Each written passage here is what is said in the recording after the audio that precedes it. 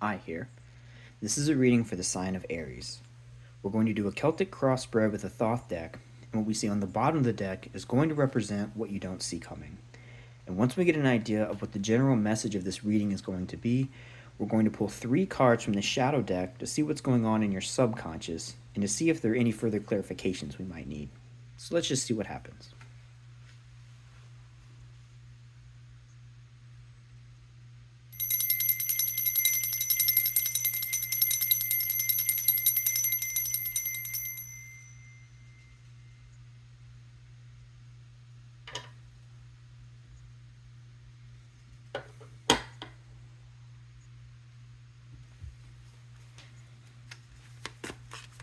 Okay, so today we are tuning in to the sign of Aries. So if that is your sun, your moon, or your rising sign, or however else you choose today to identify with the sign of Aries, you can use that as a way of interpreting the messages that are coming through. And as always, if the details of these messages do not seem to fit, do not try to force them. Take what resonates, leave what doesn't. And if none of the details are seeming to fit your life or your situation, that's okay. You can always check your other placements, or you can stick around and see what's going on in the world of other Aries. So let us see what we get today.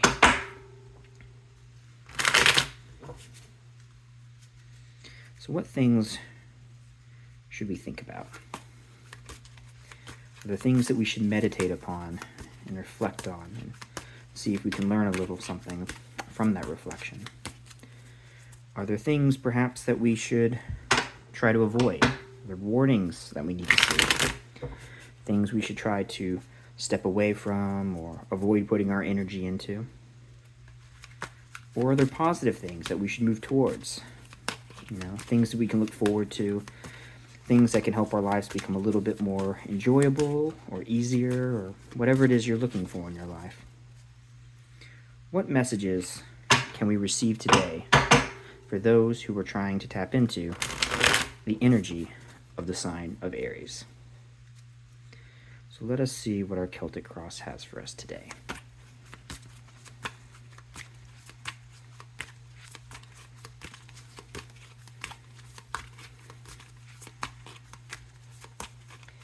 All right.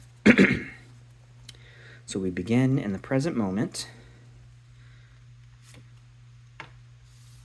with the Hierophant, a teacher, someone who shares the wisdom of the past as a guide to help us reach whatever our highest potential is, to get more in touch with the divine, just trying to elevate us to find our higher self or connect with something bigger than ourselves. He teaches through tradition, though. He teaches us exactly what it is that we should follow in order to learn the lessons from the past, or learn from the lessons of the past, so that we can reach higher and reach some form of something bigger or greater. Right? He is the speaker of the divine. You can think of him as being sort of like the Pope card, right? He's the spiritual leader, not necessarily of Christianity, but just of some spiritual or philosophical tradition. He is the sort of wisest guide in that school of thought. Okay, so let's see what crosses the Hierophant. The Tower. So perhaps we need to rethink our connection with tradition. Perhaps we still have the same goals as the Hierophant, but perhaps we need to look at things in a non-traditional manner. Perhaps the structures of the past are not quite the right tool for the job that is you are currently being presented with. The Empress. Lust. The Universe. Oh, wow. The 9 of Discs. The 3 of Discs. The Knight of Discs. The 4 of Cups. And Art or Temperance. That is quite a powerful collection of cards, I must say. So let's just look at what's going on here. So we've got 1, 2, 3, 4, 5, 6 major arcana, and they're very, very intense ones at that. Right, we have the Universe, the Hierophant, the Tower, the Lust card, the Empress, and Art. So I think we are forging our own path here to create something very powerful. Uh, I think it's going to be something beautiful, but it's definitely, this is the construction of something big here. So let's look at what else we have. In terms of our court cards, we just have a Knight of Discs, which is like the builder of the deck. He is someone who is looking, as he looks out towards that mountain, right? He wants to not just construct something for himself, but he, in some sense, wants to reforge the whole world to fit the vision that he has, and not necessarily shape it to his will, but to sort of connect and integrate into the world, but still, both add to it and take from it in a very sort of balanced way. But very much looking towards the future, looking towards the top of that mountain, and wanting to conquer it and, in some sense, rule over it. Okay? So, with all these cards, that's a very powerful image.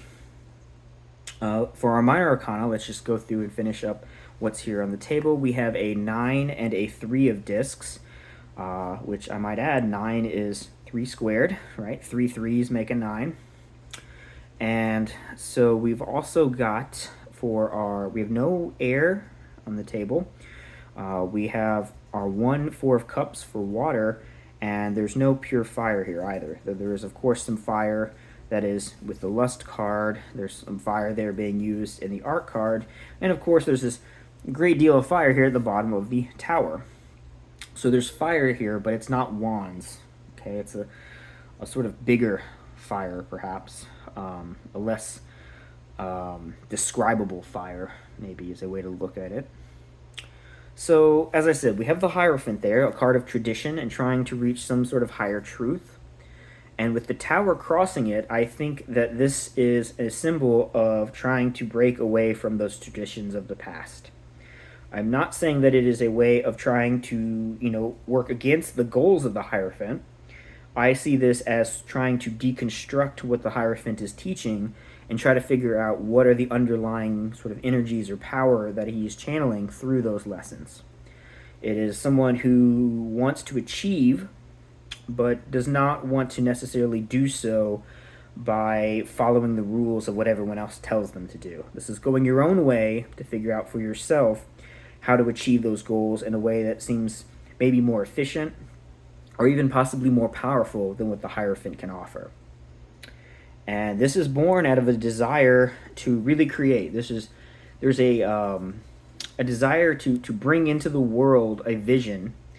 And I see the Empress as being representative of the beginning of this vision. All right, this is the Divine Mother here with the Empress, and I think that's the energy that's being tapped into in order to sort of bring into the world whatever it is that you're trying to make. So there's some sort of inspiration, some sort of connection with something that is sort of like bigger than yourself that you can't quite fully get a grasp of, but you have enough of a connection with it to pull from it and to take that energy and bring it into the world. I also want to add, I think it's very interesting that we have both the Empress and the Lust card here. There's a very almost sort of chaste energy here with this Empress, and here we have a much more, it's lust, it's a lustful sort of energy. I think, to me, that represents a pulling from this divine source and trying to pull it into something that is more aggressive and pointed and more passionate. Not that that energy is not inside of the Empress, but this is really the aspect of trying to pull that out, to take this sort of like soil from which things can grow and to pull the energy of the things that are going to take nutrients from that soil, the things that will grow from that Empress, and trying to not just let them sort of ease out, but to reach in and pull that out and bring that power that is implicit in the Empress into the world and have it manifest as the powerful, vibrant lust energy. And I think that is perhaps what the Tower is all about, is like taking this and making this almost aggressive sort of pulling from the Empress and pulling that fire out of her and bringing it into the world. So rather than just like, impregnating the Empress and having her just sort of birth a child into the world, this is about trying to take that same kind of energy and not just implant an idea that will later grow, but to really just from the inside out pull that source of creation out of her and almost like flip it inside out. Like I'm thinking of like a sphere being turned inside out, right? A closed sphere, it's got its outer sort of area, and then there's the stuff on the inside that's all contained within it. And I see this tower experience as maybe not an experience, but it's going against this tradition of having this be an egg that something is then put into and then the egg hatches. This is like taking the egg and flipping that egg inside out, which is kind of what is going on, I think, here with the universe card, right? We see this surface here that I believe is a non-orientable surface, if I am not mistaken. So the inside and the outside become the same. It's this idea of the zero and the whole becoming one. And that's the process that I think is occurring here with this Empress transitioning into the Lust card. And at the bottom of all of this is the sort of vision of this turning inside out. Again, it's breaking away from the traditional model that the Hierophant presents and showing that the inside and the outside really are the same. It's not about climbing up a ladder to reach this higher goal that the Nine of Discs represents. That's like the ideal sort of vision of life that you can build. And rather than having this ideal where we get to that perfect ideal by climbing upward linearly through a ladder, it's showing that the inside and the outside are really the same thing. And so perhaps the idea is that reaching that ideal life is not just about giving yourself to a certain pathway, but looking inward and sort of finding for yourself what is inside of you, the right pathway to follow, and then flipping that inside out and showing the world what that is, so that it's not as much of, taking this source and moving it into a, like I said, it's not like just impregnating that source and then having it hatch open into an egg. It's taking that source, flipping it inside out, and then just letting that sort of radiate outward. I don't know if that makes sense, but that's the flipping an egg inside out is the vibe I'm getting from this, which is not really a coherent and logical thing to say, which is why I think it is really sort of breaking away the message that the Hierophant can present for us. But it's about achieving a goal in a way that is unique and different and very powerful, because it's an almost sort of rogue way of going about the situation. But that's if that makes sense, I hope, that's the message I'm getting from these two axes here, right? So we're flipping an egg inside out. The universe, the whole, and the point are becoming the same thing, and this is the new path to seek as we reach this Nine of Discs that is above all of this, the ideal version of the world or our life that we're trying to accomplish, right? It's the Empress and the Lust card are really the same. The inside and the outside are becoming the same. It's the idea. Now, this is still allowing for expansion, but again, it's not like I said, we're not like climbing up a ladder. Looking at things in this way allows us to expand our world because it opens up new potentials.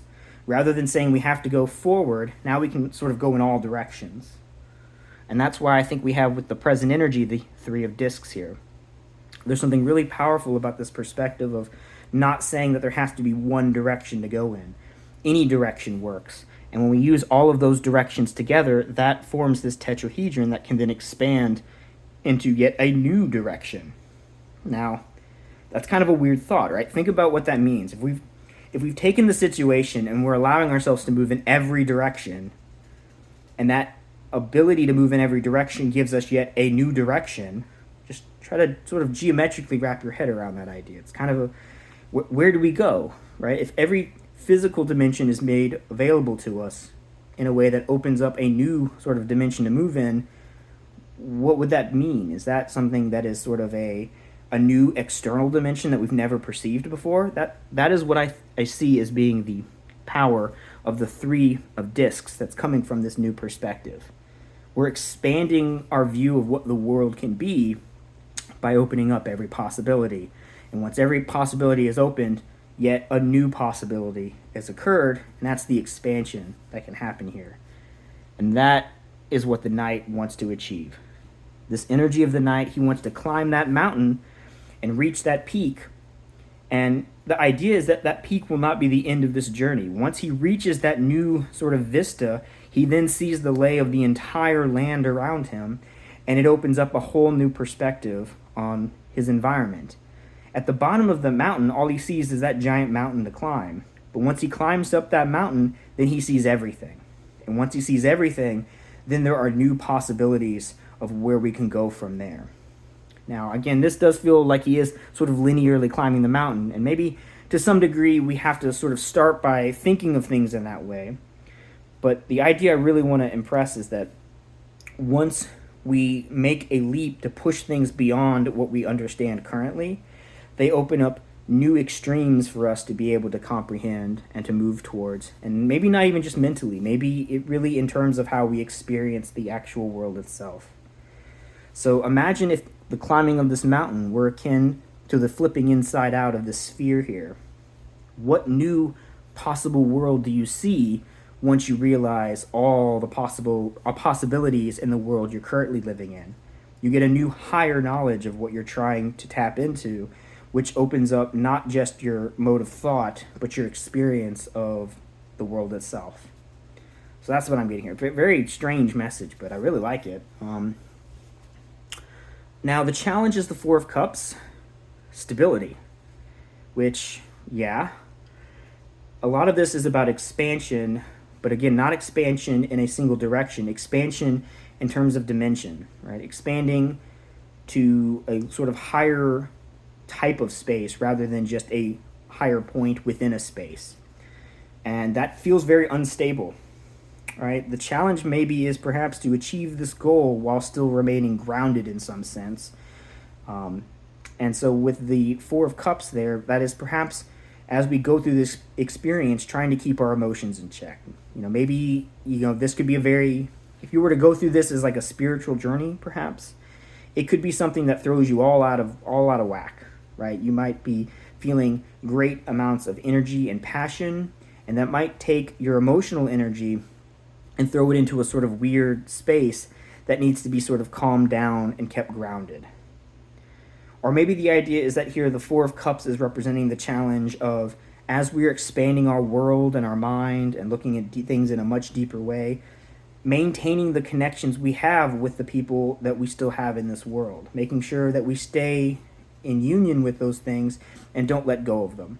We want to always be growing, but we want to make sure that we don't lose the things that we already have. So we want to keep some level of emotional grounding here. Also, there's the sense of luxury card, of that being the luxury card as well, is that perhaps there is some level of emotional stability too that can be something that also perhaps holds us back a little bit. Maybe we get a little too connected with, on the flip side of what I just said, like almost the complete opposite, really. Maybe we are held back sometimes too much by the things that we are emotionally connected with. And so I don't want to say reject those things. We want to stay connected with them, but we also have to realize that we can't just stay in that quiet, stable, emotional place as well. If we want to reach new heights of experience, consciousness, thinking, we have to expand that four out as well. So the challenge may be to move those emotions into a bigger space, and it's a matter of understanding how that fits into this bigger, it's a bigger dimensional space. How do we fit our emotions inside of that bigger space? Are they going to sort of fall away like water and just trickle into the ether as we get into something bigger?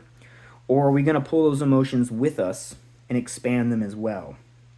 So I think that's what that challenge is really about, is making sense of what we do with the emotional grounding we have. We don't want to lose it, but we also don't want it to hold us back either. So we have to figure out a way to bring that with us, but not let it be like a tether to something that's smaller than what we're capable of. And maybe that's why we have the art card in the end, is that the expansion of our world and the way that we connect our emotions with this bigger expanded world is the art of going through. I feel like this is very much a spiritual journey. And, balancing all of those different aspects of ourselves, the things that we deal with in our lives, the people we connect with, the passions that we follow, getting all of that into a proper alignment is what we do to build the sort of art that is our life. It is the art of forging a stronger, better version of ourselves in a world that is changing and expanding and growing, and trying to make sense of where we fit into all of that. So That's the vibe I'm getting from that. Very strange reading, very powerful reading. Hopefully that makes some sense. It's definitely an interesting sort of message, a little different, but let's see what we don't see coming. We're expanding pretty widely, so defeat.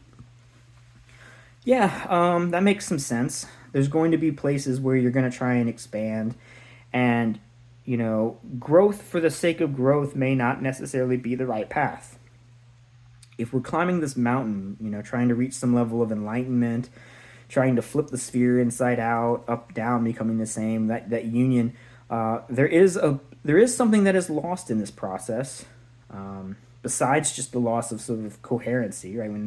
When up is down, left is right, inside is outside, like you lose the ability to be able to describe things in a nice, coherent way, but you can also still tap into something very powerful. So there is a little bit of a defeat of thought. This is mental energy. We lose a little bit of clarity when we lose our ability to really describe what it is that we're tapping into. It may expand our world, but it gets harder and harder for us to articulate that and explain that to other people, as I'm to some degree kind of struggling to explain this right now because it's a very strange idea. And there can be a little bit of sadness in that, and there can be a little bit of defeat in our modes of thinking, but maybe there's the upshot of defeat. Maybe there is a certain level of conquering that which needed to fall away in the first place. Now, this isn't a victory. This isn't the Six of Wands. It's the Five of Swords. It's painful, but sometimes we have to lose in order to gain victories in other places. So you might lose aspects of yourself, but remind yourself that sometimes those things, like with the tower, those things that break apart maybe were things that needed to break apart in the first place. So, wow. Okay, let's see what the shadow. I don't know what to expect from that. All right. So what is going on in your subconscious, Aries? You're doing something powerful here. A little crazy, all right, but good creative or spiritual work is always a little on the crazy side. It's just sort of the nature of going to the boundary, or in this case, flipping the boundary inside out.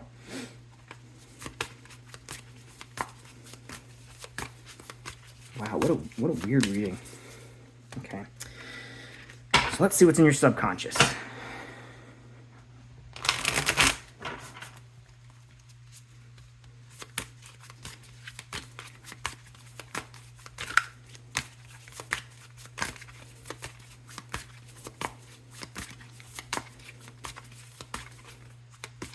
Okay, I'm very curious what this is going to be. Page of Cups. Okay. Justice. The High Priestess. Interesting. So the page is like a messenger. This is the page for cups. This is the bearer of water energy. Justice is a card about more in terms of balance. And the High Priestess, the card of intuition. So I'm getting a sense of perhaps the whole sort of machinery behind this whole spiritual process is tapping into that intuition, which is greater than language. It is greater than logic. The High Priestess, she essentially speaks silently because the things she shows us are not things that can necessarily be properly articulated. But they are things that still resonate with us. And perhaps that's the High Priestess is communicating to us through our emotions. Perhaps we are going to be getting some level of, as they say, downloads from the Page of Cups. That information is not going to be processed linguistically, but that intuition is going to come from your feelings, your emotions. And perhaps what the Justice card is saying is that we need to get that in balance. We need to take these information that we're getting, take this emotional connection to something bigger than ourselves, and balance it out with the world that we are actually experiencing in front of us. We see an eye there of actually, seeing the world, taking in the information from what's physically around us, and then taking the information from within us, the emotion and as expressed through our emotions, and pulling the outside and the inside together in a nice unified way.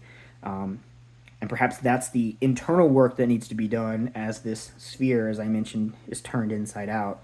perhaps that's what needs to be done in order to find a centering or a grounding as we do this expansive process. And what we don't see coming on the side of the shadow deck is the Nine of Cups. Maybe that's the key to joy. The key to happiness is to find that perfect sweet spot of pulling that emotional, intuitive energy together with our actual physical experiences, balancing those two together, like I said. And once we hit that perfect spot in the middle, we reach that Nine of Cups, cloud nine, joy. And if we can maybe stay in that space for as long as possible, that's what allows us to do the grounding needed in order to achieve this sort of spiritual path that we're trying to follow. So very, very interesting reading. Very curious. I like this a lot. I hope it made some sense. It was very different, but I hope that it helped you in some way. I think that's all I have for you. It's a lot, so take some time to think on it. But as always, if there are different or further messages that came through these cards and their images, or any of the things that I said, let your intuition guide you in receiving the message in the way that you need to receive it. But I hope this was helpful. And, if you have not already, please like and subscribe. If you have any comments or feedback you'd like to give, please leave a comment down below. And if there's anyone that that would enjoy and or benefit from this or any of my other videos, please feel free to share them as you see fit. But I think that is enough for today. There's a lot there to chew on, so I hope this was helpful, and I hope you have a great rest of your day.